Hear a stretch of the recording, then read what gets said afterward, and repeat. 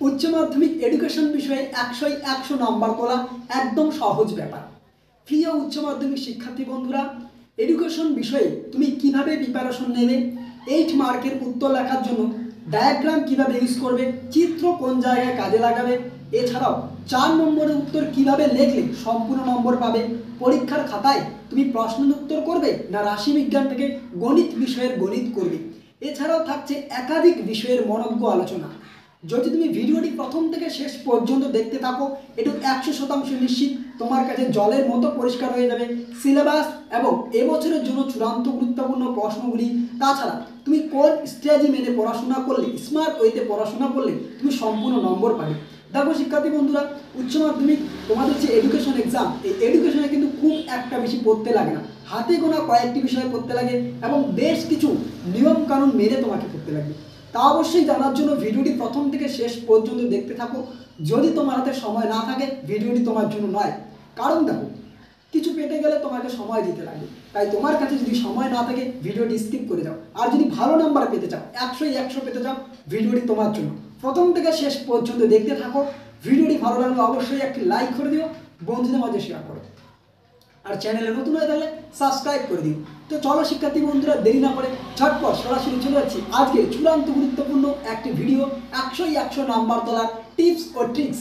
তো সরাসরি আমরা চলে আসলাম আজকে এই স্পেশাল ভিডিওটির দিকে।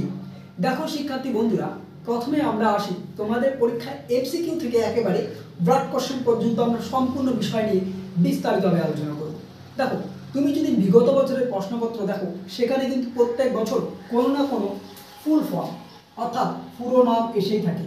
তাই অবশ্যই এই পুরো নামের জন্য তোমাকে কিন্তু শেষের অধ্যায় অর্থাৎ যেখানে তোমাকে প্রযুক্তি বিজ্ঞান রয়েছে, যেমন র্যাম, রোম, পাশাপাশি আলু, প্লেটো ইত্যাদি, যেমন ইসিসিই অর্থাৎ নবম অধ্যায় থেকে দেখো নবম অধ্যায় থেকে 12 চ্যাপ্টার পর্যন্ত তোমাকে পুরো নামগুলি ভালো করে দেখতে লাগবে।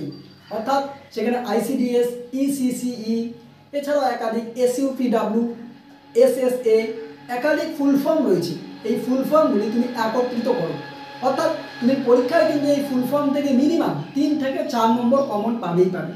তাহলে প্রথম কাজ কি, নবম অধ্যায়ে সেরকম কোনো ফুল ফর্ম আমরা পাই না, কিন্তু 10, 11, 12 এই চ্যাপ্টারগুলোতে তুমি দেখবে বেশ কয়েকটি করে ফুল ফর্ম রয়েছে। পাশাপাশি সব থেকে যে জায়গায় বেশি পুরো নাম তুমি পাবে সেটি হলো একেবারে শেষের অধ্যায়। ক্লিয়ার করতে পারলাম?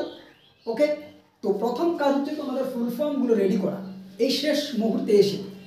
এবারে আমরা আসি দ্বিতীয় যে 4 নম্বর। দেখো তোমাদের 4 নম্বর শুরু হয় কোথা থেকে, 9 থেকে 12 চ্যাপ্টার, অর্থাৎ এই নবম থেকে 12 অধ্যায় পর্যন্ত তোমাদের পরীক্ষায় 4 নম্বরের প্রশ্ন আসবে, 8 মার্কের কোনো কোশ্চেন আসবে না। এবার 4 নম্বরের উত্তরে তুমি কিভাবে ফুল মার্কস পাবে, যেমন আমি একটি উদাহরণ দিচ্ছি। প্রথমত আমি বললাম যে ব্রেইল পদ্ধতি সম্পর্কে না, বা দৃষ্টিহীন বা অন্ধ শিশুদের শিক্ষাদান পদ্ধতি না। এবার ব্রেইল পদ্ধতি সম্বন্ধে যদি তুমি লিখতে যাও পরীক্ষার খাতায়, কিভাবে উত্তর লিখবে, প্রথমত তোমাকে কি করতে লাগবে, ব্রেইল বলে একটি পয়েন্ট করলে যে ব্রেইল, এই যে আমি লিখলাম ব্রেইল বিষয়টি এটি কি, তুমি সংক্ষেপে লিখলে। এবার দ্বিতীয়ত কি, জাস্ট আমি একটা উদাহরণ দিচ্ছি তোমাদের সামনে। দ্বিতীয়ত কি, এই ব্রেইল পদ্ধতির আবিষ্কারক কি। ওকে, তাহলে তুমি নেক্সট পয়েন্ট করলে আবিষ্কারক, এই আবিষ্কারকের মধ্যে তুমি সম্পূর্ণ বিষয় তুলে ধরলে। এরপরে ব্রেইল পদ্ধতিটি কি, অর্থাৎ পদ্ধতি যদি তোমাকে বলে যে ব্রেইল পদ্ধতিটি কি, নেক্সট পয়েন্টে তুমি কি করবে, দেখো ব্রেইল পদ্ধতির আবিষ্কারক তো আমরা বললাম, পদ্ধতি বললাম, নেক্সট পয়েন্টে তুমি করবে ব্রেইল পদ্ধতি বা ব্রেইল পদ্ধতিতে পাঠদানের উদ্দেশ্যগুলি কি। ক্লিয়ার? তাহলে এভাবে তুমি পরপর পয়েন্ট করলে 4 নম্বরের জন্য আমি কিন্তু বলছি, বুঝতে পেরেছি। এরপরে সবশেষে কি, তুমি চেষ্টা করবে যদি কোনো জায়গায় কোনো ডায়াগ্রামের প্রয়োজন হয় বা কোনো চিত্রের প্রয়োজন হয়, যেমন ব্রেইল পদ্ধতিতে আমি একটা এক্সাম্পল দিচ্ছি যে তুমি কিন্তু এখানে ব্রেইল যে কোর্সগুলি রয়েছে অর্থাৎ ব্রেইল কোর্সগুলি ছড়িয়ে রেখে দিতে পারো সুন্দর করে। তাহলে এই যে ব্রেইল কোর্সগুলি তুমি ছড়িয়ে রেখে দিচ্ছ, তার মানে কি তোমার যে নোটটি অর্থাৎ তোমার যে উত্তরটি সেটা কিন্তু যথেষ্ট বাকিদের তুলনায় একটু ইউনিক হচ্ছে, একটু আলাদা হচ্ছে। তাহলে কিন্তু তুমি দেখবে বাকিদের তুলনায় যখন তোমার খাতা আলাদা হয়ে যাবে, এক্সামিনারও কিন্তু তোমার প্রতি একটু আকৃষ্ট হয়ে যাবে। এভাবে যদি তুমি লেখো পয়েন্ট পয়েন্ট আকারে, এটা আমি একটা এক্সাম্পল দিলাম। এবার ধরো না, আমি তোমাদের সামনে আরেকটি এক্সাম্পল দিচ্ছি যে সর্বশিক্ষা অভিযান। সর্বশিক্ষা অভিযানের উদ্দেশ্য কি, পশ্চিমবঙ্গে গৃহীত দ্বীপ প্রকল্পের নাম লেখো। এবার দেখো সর্বশিক্ষা অভিযানে তুমি কি লিখবে, প্রথমে অর্থাৎ SSA যার পুরো নাম সর্বশিক্ষা অভিযান। তো এই সর্বশিক্ষা অভিযান নিয়ে তুমি সর্বপ্রথম কি লিখবে, যে সর্বশিক্ষা অভিযানটি কি, অর্থাৎ প্রথমে তুমি সর্বশিক্ষা বলে একটি পয়েন্ট করলে, সর্বশিক্ষা অভিযান বলে, ক্লিয়ার। এরপরে কি করলে দেখো, এরপরে তুমি নেক্সট লিখবে যে সর্বশিক্ষা অভিযানে দ্বিতীয়ত তুমি পয়েন্ট করবে কি, যেটি কার্যকরী কবে হয়, চালু কবে হয়, কার্যকরী বা চালু পয়েন্ট দ্বিতীয় নম্বরে চলে আসবে। এরপরে পয়েন্টে তুমি কি করবে, যে সর্বশিক্ষা অভিযানের উদ্দেশ্যগুলো কি, সর্বশিক্ষা অভিযানের যে বিভিন্ন উদ্দেশ্যগুলো। ওকে, হয়ে গেল। এরপরে নেক্সট পয়েন্টে তুমি কি আসবে, যে সর্বশিক্ষা অভিযানের মন্তব্য, অর্থাৎ তোমার মতে সর্বশিক্ষা অভিযান কতখানি প্রভাব বিস্তার করেছে। সব শেষে তুমি কি লিখবে, যে সার্বিক আলোচনার পরিপ্রেক্ষিতে আমি বলতে পারি যে সর্বশিক্ষা অভিযান একটি যথেষ্ট শিক্ষার ক্ষেত্রে ব্যাপক প্রভাব বিস্তার করেছিল। অর্থাৎ তুমি তোমার নিজের ভাষায় সব শেষে একটি মন্তব্য লিখবে, অর্থাৎ উত্তর কিন্তু এক একটা উত্তর তুমি এক এক রকমভাবে লিখবে। তাহলে সর্বশিক্ষা অভিযানে যদি তোমার কোনো জায়গায় পিকচার আঁকার প্রয়োজন হয় বা ডায়াগ্রাম করার প্রয়োজন হয় অবশ্যই লিখবে। কীভাবে করবে, ধরো না সর্বশিক্ষা অভিযানে দেখবে একটি পেন্সিল রয়েছে, তো এই পেন্সিলের ছবিটি তুমি সুন্দর করে এঁকে দিলে, অর্থাৎ তার পাশে দুপাশে দুটি, একটা ছেলে একটি মেয়ে, তুমি যে জায়গায় যেরকম প্রয়োজন সে জায়গায় সেরকম চিত্র আঁকবে, পাশাপাশি যদি প্রয়োজন হয় কি করবে, তুমি ডায়াগ্রাম করবে। তাহলে 4 নম্বরের উত্তরে তোমার কিন্তু এভাবে লিখতে লাগবে, মিনিমাম তুমি 5টি পয়েন্ট করবেই করবে। কত? 5টি পয়েন্ট, যেহেতু 4 নম্বর থাকবে, তাহলে কিন্তু তুমি ফুল মার্কস পেয়ে যাবে। এবং প্রথমে চেষ্টা করবে একটি সূচনা লেখার, যে উত্তরে সূচনা প্রয়োজন হয় সেই উত্তরে সূচনা লিখবে, ক্লিয়ার। আর সব শেষে মন্তব্য লেখার চেষ্টা করবে। এটা হলো 4 নম্বর প্রশ্ন উত্তর। এবারে আমরা 8 মার্ক প্রশ্ন উত্তরে আসছি। দেখো 8 মার্ক প্রশ্ন উত্তর লেখার ক্ষেত্রে তুমি কি পদ্ধতি অবলম্বন করবে। যেমন প্রথমত আমি একটি উদাহরণ দিচ্ছি তোমাদের সামনে, যে প্রথম অধ্যায় আমি ধরে নিলাম, যে প্রথম অধ্যায় রয়েছে স্পিয়ারম্যান। কি স্পিয়ারম্যানের দ্বিউপাদান তত্ত্ব বা থাস্টনের বহুপাদান তত্ত্ব। এবার তোমাদের পরীক্ষায় আসবে যে স্পিয়ারম্যানের দ্বিউপাদান তত্ত্ব চিত্র সহ ব্যাখ্যা করো, বা স্পিয়ারম্যানের দ্বিউপাদান তত্ত্বটি ব্যাখ্যা করো। কি করবে, তুমি প্রথমে স্পিয়ারম্যানের যে দ্বিউপাদান তত্ত্ব, অর্থাৎ প্রথমে দ্বিউপাদান তত্ত্ব বলে একটি পয়েন্ট করলে, দ্বিউপাদান, তারপরে কি স্পিয়ারম্যান দ্বিউপাদান তত্ত্বে কি বলেছেন, জাস্ট একটু বললে যে দ্বিউপাদান বলতে কয়টি উপাদান। নেক্সট পয়েন্টে তুমি কি করবে, দ্বিউপাদান তত্ত্বের বৈশিষ্ট্য কি, ক্লিয়ার। এরপরে নেক্সট পয়েন্ট তুমি করবে গুরুত্ব, অর্থাৎ দ্বিউপাদান তত্ত্বের কি গুরুত্ব রয়েছে। এরপরে সব শেষে কি, প্রথমে তুমি একটি সূচনা করবে যে দ্বিউপাদান তত্ত্বে মূলত কি বিষয় রয়েছে, অর্থাৎ দ্বিউপাদান তত্ত্বে কিসের ক্ষেত্রে প্রযোজ্য। এরপরে কি নেক্সট পয়েন্ট তুমি সব শেষে করবে মন্তব্য। কিন্তু আরেকটি বিষয়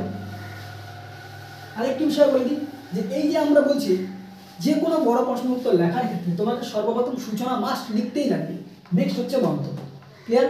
এবার দেখো এই সূচনা মন্তব্যের মাঝে তোমাকে কিন্তু আরও একটি বিষয় করতে লাগবে, যেমন স্পিয়ারম্যানের দ্বিউপাদান তত্ত্ব যদি তোমার পরীক্ষায় চিত্র বা ছবি বলে নাও দেয়, তুমি কি করবে, সুন্দর করে একটি ছবি এঁকে দেবে। অর্থাৎ তোমরা তো জানো যে স্পিয়ারম্যানের দ্বিউপাদান তত্ত্বে কি ছবি হয়, এরকম করে তুমি সুন্দর করে স্পিয়ারম্যানের দ্বিউপাদান তত্ত্বের ছবি এঁকে দেবে। পাশাপাশি যদি থাস্টনের বহুপাদান তত্ত্ব আসে সেক্ষেত্রেও তুমি ছবি এঁকে দেবে। এই থাস্টনের বহুপাদান তত্ত্বের বিভিন্ন যে উপাদানগুলি রয়েছে M, W, V ইত্যাদি। তাহলে সর্বপ্রথম বড় প্রশ্নের উত্তর লেখার ক্ষেত্রে তুমি কি করবে, একটি সূচনা, শেষে হচ্ছে মন্তব্য, মাঝখানে বৈশিষ্ট্য, গুরুত্ব, অর্থাৎ প্রশ্ন যেরকমভাবে করবে সেরকমভাবে উত্তর দেবে। এবার আসে যদি বড় প্রশ্নের কোনো সময় পার্থক্য আসে, যেমন সাধারণ মানসিক ক্ষমতা আর বিশেষ মানসিক ক্ষমতার মধ্যে পার্থক্য হয়, এই পার্থক্যে তুমি কি করবে, একদিকে লিখলে বিষয়, তারপরে কি ধরে নিলাম একদিকে সাধারণ মানসিক ক্ষমতা, সাধারণ লিখলাম আমি, তারপরে আরেকদিকে লিখলাম আমি বিশেষ মানসিক ক্ষমতা। এবার এই যে দুইটি বিষয় আমি তুলে দিলাম, সাধারণ মানসিক ক্ষমতা, বিশেষ মানসিক ক্ষমতা, এই দুটি বিষয়। এবার কি করবে, এখানে তুমি বেশ কিছু বিষয় উল্লেখ করবে। কি বিষয় জানলাম, আমরা বললাম যে এটি হচ্ছে কার্যকরী, জাস্ট আমি বোঝানোর জন্য বলছি কার্যকরী, অর্থাৎ এর কার্যকারিতা কি, এর কার্যকারিতা কি। এবার এই যে কার্যকরী বলে লিখলে এটাকেও তুমি একটা কি করবে, সুন্দর করে একটা ঘরের মধ্যে রেখে দেবে, অর্থাৎ এর সামনে একটা সিম্বল দেবে, তারপর এটাকে ঘরের মধ্যে তুলে দেবে। তাহলে দেখবে তুমি যখন পয়েন্টগুলো করছো, বিষয় লিখছো, পাশাপাশি এটাকে তুমি একটু ঘরের মধ্যে রেখে দিচ্ছ সুন্দর করে বিভিন্ন সিম্বল দিয়ে, তাহলে সেটা দেখতে আরও বেশি সুন্দর লাগে। তাহলে তোমার কিন্তু পাঠ্যটি বাকিদের থেকে আরেকটু আলাদা হবে। ওকে, এরপরে দেখো, তাহলে 8 মার্কে যদি পার্থক্য আসে তুমি এভাবে করতে পারো, ক্লিয়ার। এরপরে আমরা আসি যে পরীক্ষার খাতায় তুমি প্রশ্নের উত্তর করবে না ম্যাথ করবে? দেখো, সর্বপ্রথম হচ্ছে তোমাদের যে ম্যাথ, তোমাদের পরীক্ষায় মাত্র একটাই করতে লাগবে। এবার কোন ম্যাথ করবে? মিন, মিডিয়ান, মোড, এই তিনটি বিষয় যদি তুমি ভালো করে প্র্যাকটিস করো এর মধ্যেই হয়ে যাবে। এবার হয় তুমি প্রশ্ন উত্তর লিখতে পারো, না হলে তুমি ম্যাথ করতে পারো, তোমার কাছে অপশন রয়েছে। এবার যদি ধরে নাও তুমি প্রশ্ন উত্তর লিখলে পরীক্ষায়, কোনো জায়গায় যদি তোমার মনে হয় যে আমার কাছে মনে হচ্ছে এই প্রশ্নের উত্তরটি যথেষ্ট ভালো হলো না, বা যতটুকু আমি আমার মনের মতো লিখতে চাইছি সেরকম হলো না, তাহলে তুমি কী করবে? সেই প্রশ্ন না চেষ্টা করবে তুমি ম্যাথ করার, কারণ সেখানে কিন্তু তুমি 8 নম্বরই পেয়ে যাবে। এখানে কিন্তু নাম্বার কাটার কোনো বিষয় নেই, কারণ ম্যাথে ফুল মার্কসই পাওয়া যায়।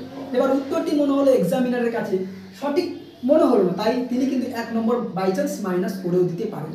ক্লিয়ার? এবার আরও একটি বিষয় আমরা আসি। তৃতীয় অধ্যায় আমরা জানি যে রাশিবিজ্ঞান। রাশিবিজ্ঞান থেকে কোন কোন বিষয়গুলো পড়বে? দেখো, মিন, মিডিয়ান, মোড, কেন্দ্রীয় প্রবণতা, পাশাপাশি ভূস্ট্রক, হিস্টোগ্রাম, এর যে সুবিধে অসুবিধে বা ব্যবহার অব্যবহারগুলো পড়বে অবশ্যই, কারণ এখানে তোমাদের পরীক্ষা ম্যাথ কীভাবে আসে? 6+2, অর্থাৎ 2 মার্কে তোমাকে বলতে পারে যে গড়ের দুটি ব্যবহার বা কেন্দ্রীয় প্রবণতা সুবিধা, তাহলে কিন্তু তুমি এভাবে পড়বে।